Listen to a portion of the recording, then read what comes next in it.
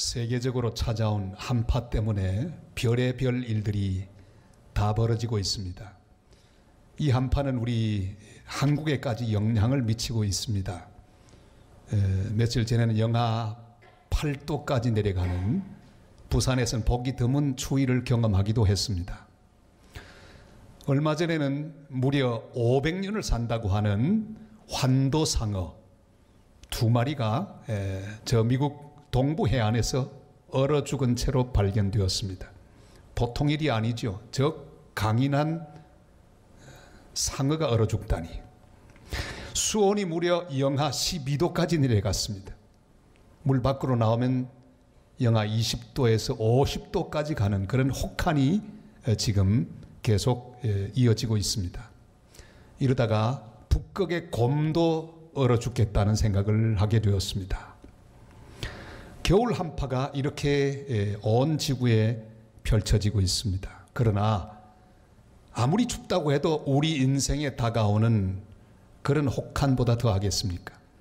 우리 인생에 불어오는 시련의 바람과 고난과 고통의 혹한보다 더한 것은 없을 것입니다. 엄청나게 강한 상어도 얼어 죽는 한파인데 연약한 우리는 어떻게 인생의 한파를 견디고 하나님이 준비하신 새 봄을 맞이할 수 있을까? 이런 생각을 해보게 되는 요즘입니다. 오늘 이 시편은 다윗의 시입니다. 자기를 죽이려는 사울을 피해서 그는 유대 광야로 갑니다. 별의별 일을 다 합니다. 아비멜렉 앞에서 미친 채하고 도망가기도 합니다. 광야에서 벌어지는 그 모든 삶은 마치 겨울과 마찬가지입니다. 혹한입니다. 거기서 그는 인생의 추운 겨울을 견디지 않으면 아니 되었습니다. 다윗은 상어처럼 얼어 죽지 않고 기어이 살아남았습니다. 그가 믿음으로 살아남았듯이 우리도 이 세상의 혹한 속에서도 주님의 은혜로 반드시 살아남는 하나님의 사람들이 되시기를 바랍니다. 오늘의 말씀 가운데 그 비결이 있습니다. 우리는 먼저 의인의 삶 가운데는 고난이 많다고 하는 사실을 인정하고 알아야 합니다. 의인은 고난이 많으나 그렇게 말씀하고 있죠. 우리 19절 말씀을 다 같이 읽겠습니다. 의인은 고난이 많으나 여호와께서 그의 모든 고난에서 건지시는도다. 아멘. 의인의 삶에 고난이 많다는 사실을 인정하는 것부터 우리의 싸움은 출발합니다. 우리는 죄악이 관영한 세상 속에 살고 있기에 이 세상을 살아가는데 고난을 경험할 수밖에 없습니다. 아무리 악한 세상 속에서도 우리는 세상을 따라 사는 게 아니라 하나님의 말씀을 따라 사는 그런 사람들이기 때문입니다. 의인으로 살려고 하면 고난은 저절로 나에게 다가오게 되어 있습니다. 왜냐하면 흘러가는 물결을 따라 내 인생 맡기면 편안히 잡음 없이 쉽게 내려갈 수 있습니다. 그러나 우리는 이 물살을 거슬러 올라가는 그런 삶을 사는 사람들입니다. 그러기에 저항을 경험하고 고난을 당할 수밖에 없습니다. 다윗이 바로 그런 고난을 당했습니다.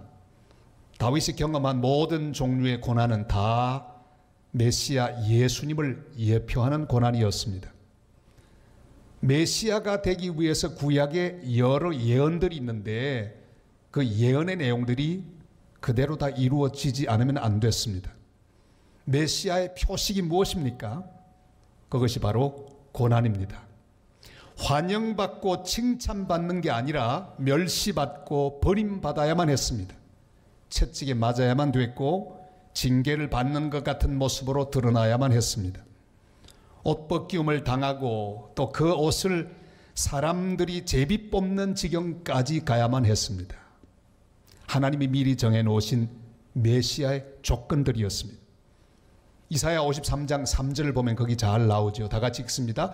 그는 멸시를 받아 사람들에게 버림받았으며 간고를 많이 겪었으며 질고를 아는 자라. 마치 사람들이 그에게서 얼굴을 가리는 것 같이 멸시를 당하였고 우리도 그를 귀히 여기지 아니하였도다. 아멘. 우리가 이 시대에 하나님의 의인으로 살고 있다는 표시가 무엇입니까? 박수를 받고 인정을 받고 사랑받는 것 좋습니다. 그러나 그것은 표식이 아닙니다. 의인의 표식은 내 삶 가운데 고난이 있다는 사실입니다. 이 고난을 당연한 것으로 알고 고난을 견디며 사는 삶, 이게 의인의 삶입니다. 그리스도인들의 삶입니다. 의인은 진리 때문에 핍박을 당합니다. 믿음 때문에 불이익을 당합니다. 손해보는 지경까지 갑니다. 가진 소망 때문에 세상 속에서 거절당하는 그런 핍박을 경험합니다. 예수님에게는 메시아로서 나타나야 하는 여러 목록들이 있었습니다. 이 고난의 리스트, 이 고난의 목록에는 굉장히 여러 종류의 내용들이 나옵니다. 별 볼 일 없는 출생지부터 시작되죠. 큰 나라에 나는 게 아니라, 바벨론에 나는 게 아니라 아주 조그만한 나라 식민지 이스라엘, 그것도 아주 한 귀퉁이에 있는 베들레헴에 출생하는 것부터 기록이 되기 시작합니다. 긴 고난의 리스트가 있습니다. 십자가에 죽는 죽음까지 배반당하고 매맞음을 당하는 여러 종류가 다 기록이 되고 결국은 십자가 위에서 죄 없이 죽으시는 내용이 예언되어 있습니다. 이렇게 긴 고난의 목록들이 있는데 우리 삶에 그 가운데 몇 가지만 와도 우리는 낙심합니다. 회의에 빠집니다. 이럴 수가 있는가? 내가 믿음으로 살았는데 왜 이런 일이 생겼는가? 왜 내가 견디기 어려운 이 지경까지 왔는가? 한 몇 가지만 생겨도 우리는 낙심하고 불평하고 원망합니다. 그러나 주님 말씀합니다. 의인의 삶에는 고난이 많다. 바로 믿음으로 사는 의인의 고난, 그것은 당연히 임하는 고난이라는 사실을 믿음으로 인정하고 받아들일 수 있기를 바랍니다. 그 리스트가 목록이 늘어나면 늘어날수록 우리는 바로 고난의 종 메시아를 기억하며 믿음으로 사는 삶에 나도 근접하고 있다는 생각을 하며 위로를 받고 힘을 얻는 하나님의 사람들이 되시기를 바랍니다. 의인은 고난이 많습니다. 의인은 고난을 피해가는 게 아닙니다.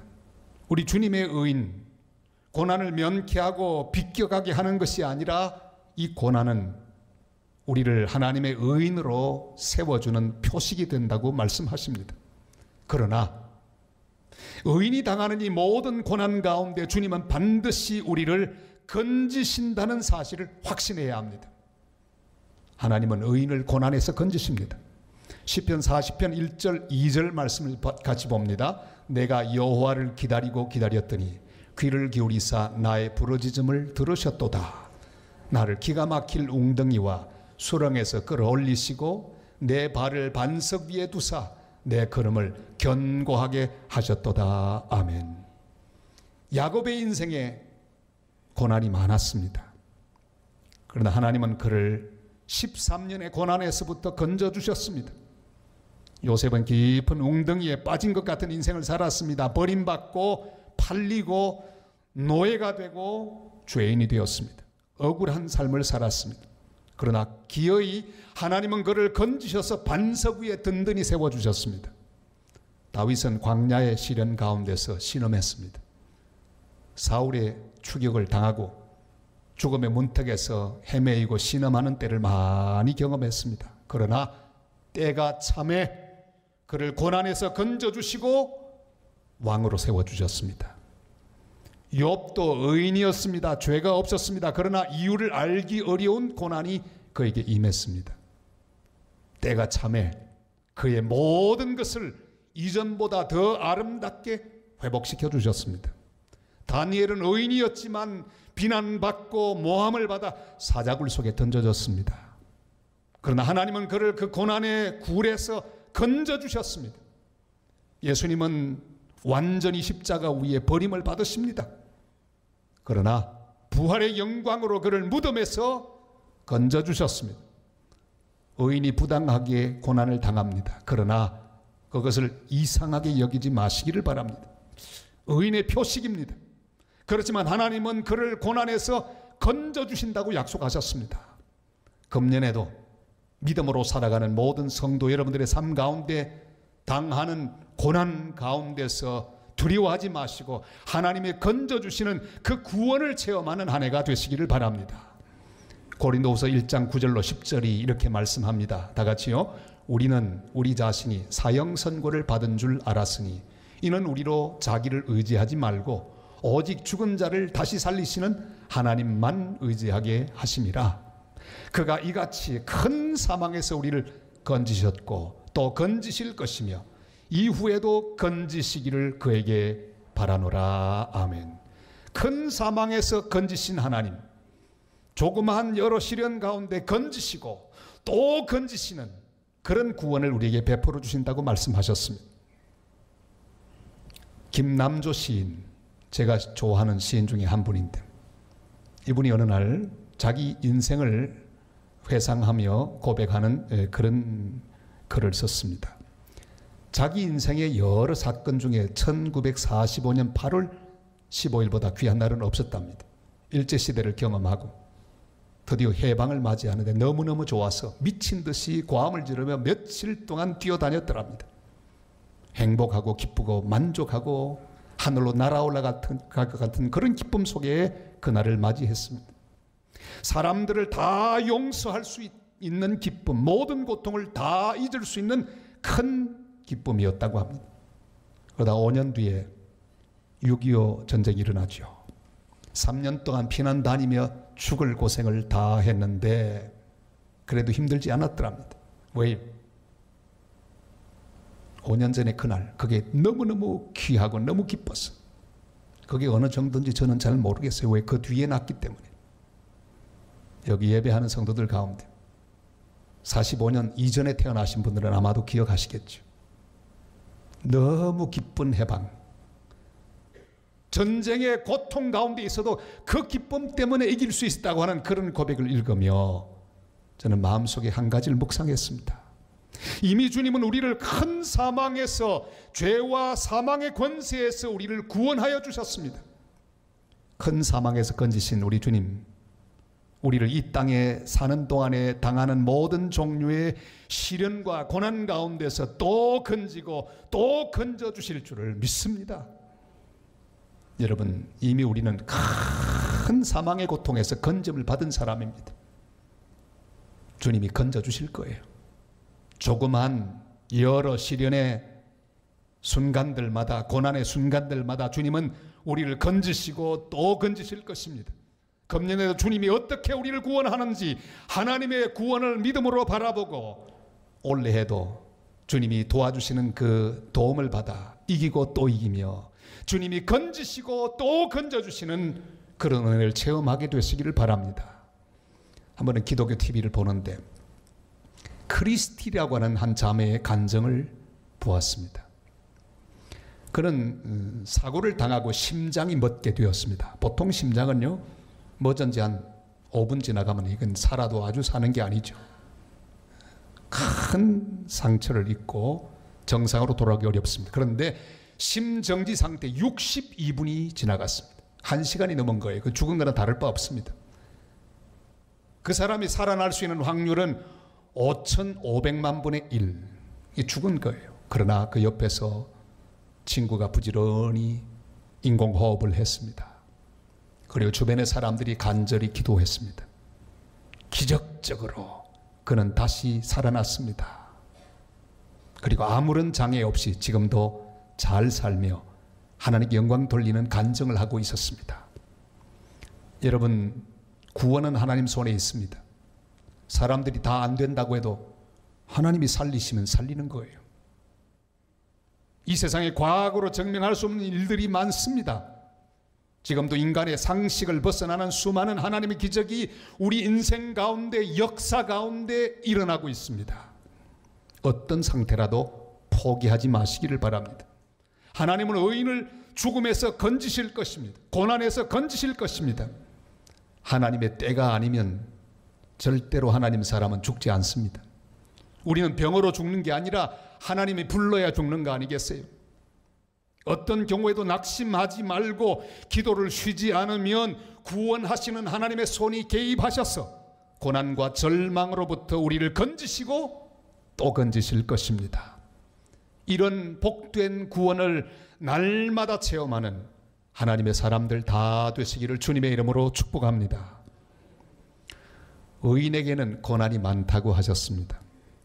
그 고난에서 반드시 구원하신다고 말씀하셨습니다. 끝없는 고난처럼 보이지만 주님은 그 고난의 한계를 정해 놓으셨습니다. 가장 중요한 것은 꺾이지 않게 하실 것입니다. 뼈를 보호하셔서 꺾이지 않도록 지키실 것이라고 말씀하십니다. 20절 말씀을 다 같이 읽습니다. 그의 모든 뼈를 보호하시며 그 중에서 하나도 꺾이지 아니하도다. 아멘. 구약 성경에 메시아에 관한 많은 예언들이 있습니다. 거의 대부분은 고난에 대한 예언입니다. 이 모든 고난에 대한, 메시아의 고난에 대한 모든 예언들이 쭉 있는데 그 가운데 오늘 이 말씀은 주님의 뼈에 관한 예언입니다. 뼈가 절대로 꺾이지 않을 것이라고 말씀하셨습니다. 실제로 주님의 뼈는 꺾이지 않으셨습니다. 지금까지 많은 예언들이 다 이루어졌는데 만약에 십자가 위에 예수님 무릎뼈가 꺾이면, 뼈가 꺾이면 주님은 가짜가 되는 거예요. 그 얼마나 중요한 건지 몰라요. 다른 조건이 다 채워져도 이 한 가지 채워지지 않으면 주님 메시아가 아닙니다. 보통 십자가형을 집행하면 사람에 따라서 48시간 뒤에 죽기도 하고, 아주 명이 질긴 사람은요 일주일 동안 십자가 위에서 신음하며 생존하는 경우도 있다고 합니다. 그리고 주님은 금요일 오전 9시에 십자가에 못 박히셨습니다. 보통 경우는 그렇게 일찍 죽을 리가 없습니다. 예수님 양쪽에 있었던 두 강도는 죽지 않았습니다. 죽지 않았기 때문에 금요일 밤부터 시작되는, 해 넘어갈 때부터 시작되는 안식일을 위해서 십자가 틀에 있는 모든 사형수들을 청소하지 않으면 안 됐습니다. 그러니까 살아있는 죄인들은 강제로 죽이는 거예요. 어떻게 죽입니까? 뭉치로 뼈를 꺾어서 죽입니다. 강도 둘은 살아있었습니다. 그게 보통이에요. 꺾었습니다. 죽였습니다. 예수님도 죽이려고 몽치를 들고 보니 이미 운명하셨습니다. 주님은 오후 3시 그때 운명하지 않습니까? 이미 주님은 운명하셨습니다. 그리고 3일 뒤에 사망권세를 이기고 부활하십니다. 여러분, 그때 만약에 주님이 살아계셨으면 큰일 나는 거죠. 왜? 그 뼈가 꺾이면 주님은 메시아가 못 되는 겁니다. 예언이 틀리는 거예요. 바로 이 예언이 그대로 이루어집니다. 뼈가 하나도 꺾이지 않았습니다. 그리고 3일 뒤에 부활하십니다. 모든 것은 다 하나님의 계획대로 진행됩니다. 우연은 없습니다. 다 필연입니다. 아무리 소란하고 내 인생에 고난이 많아도 감당할 시험 그 이상은 허락하지 않으십니다. 주님은 내 인생의 뼈가 뭔지 아십니다. 여러분 한 분 한 분에게 소중한 뼈가 뭔지를 압니다. 그것이 꺾이면 안 된다는 것 주님 알고 계세요. 절대 꺾이도록 허락하지 않을 것입니다. 두려워하지 마시기를 바랍니다. 그 뼈를 보호하실 것입니다. 그 뼈가 꺾이지 않도록 하실 것입니다. 주님 우리에게 이렇게 약속하시죠. 고린도전서 10장 13절 말씀 다 같이요.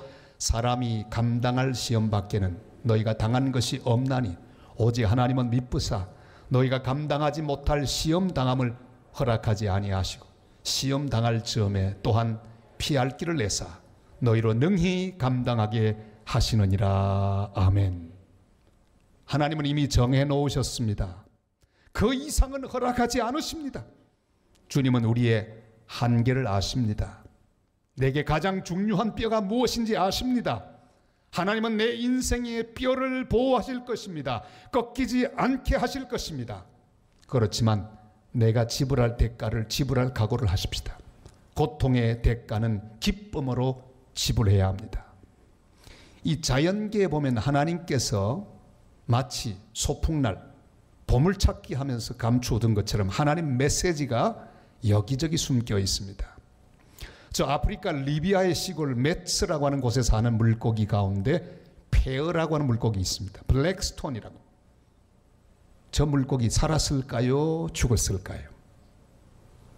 죽은 것처럼 보이죠. 마른 명태처럼 보이죠. 살아있는 거예요. 저 폐어는 건기가 되면 점점 메말라가는 강바닥, 거기에 자기 몸을 숨깁니다. 진흙 깊은 곳으로 들어갑니다. 물이 사라지게 되면 원주민들은 목이 마를 때 강바닥을 뒤집니다. 진흙 속에서 웅크리고 있는 폐어를 잡아서 그 공기 주머니에 가득 차 있는 물을 빨아 마십니다. 쭉 빨아 마시고 휙 던집니다. 살까요? 죽을까요? 안 죽습니다. 또 기어 들어갑니다.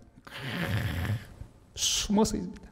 그런데 사람들은, 이 원주민들은 집을 지어야 되기 때문에 진흙을 떠서 그걸 벽으로 삼습니다. 폐어가 거기 끼어 있는 거, 아까 그림은 바로 그 끼어 있는 장면이 벽이 되었습니다. 죽을까요? 살까요? 안 죽습니다. 기다립니다. 건기를 견디면 좀 있으면 우기가 와요. 그러면 습기가 오면 그 습기를 또 공급을 받아 또 삽니다. 휴면 상태에 들어가죠. 숨이 끊어진 것처럼 보여도 안 죽었어요. 얼마나 견딜까요? 무려 4년을 견딥니다. 드디어 비가 쏟아지기 시작합니다. 그러면 기다리고 기다리다가 그 빗줄기 속으로 뛰어 들어갑니다. 드디어 힘을 회복하고 헤엄을 쳐서 강으로 들어갑니다. 거기 폐어, 블랙스톤이에요. 저는 폐어의 이야기를 읽으면서 가슴이 뜨거워졌습니다. 이 시대를 사는 그리스도인의 모습이 거기 비추어졌기 때문입니다. 사랑하는 여러분, 아무리 가물어도 그리스도인들은 살아남아야 합니다. 아무리 절망을 만나도 그리스도인들은 이겨야 합니다. 주님 앞에 서야 합니다. 이 미물을 통해 주님이 하시는 말씀이 무엇입니까? 피투성이라도 살아있어라. 우리는 응답해야 합니다. 시편 118편 17절 18절 다 같이요. 내가 죽지 않고 살았어. 여호와께서 하시는 일을 선포하리로다. 여호와께서 나를 심히 경책하셨어도 죽음에는 넘기지 아니하셨도다. 아멘. 하나님 우리 인생의 귀중한 뼈들을 보호하십니다. 사탄이 아무리 끄끄려 해도 주님이 보호하시는 뼈를 결코 꺾을 수 없습니다. 우리 대한민국은 꺾이지 않을 것입니다. 주님이 보호하여 주실 것입니다. 사탄이 여러분을 꺾지 못할 것입니다. 주님이 보호하여 주실 것입니다. 기어이 기어이 믿음으로 어떤 상태에서도 살아남아 주님의 영광을 보는 복된 성도들이 되시기를 바랍니다. 주님을 의지하고 내 모든 것을 다 주님께 맡겨버리시기를 바랍니다. 우리는 우리 자신을 의인으로 생각하지 않습니다. 그러나 주님은 우리를 의인으로 인정하십니다. 의인은 믿음으로 말미암아 살리라 말씀하십니다. 주님 앞에서 의인이신 여러분, 믿음으로 살아가는 길에 고난이 많습니다. 그러나 그걸 이상하게 여기지 마십시오. 나는 약하지만 하나님 우리를 고난에서 건지실 것입니다.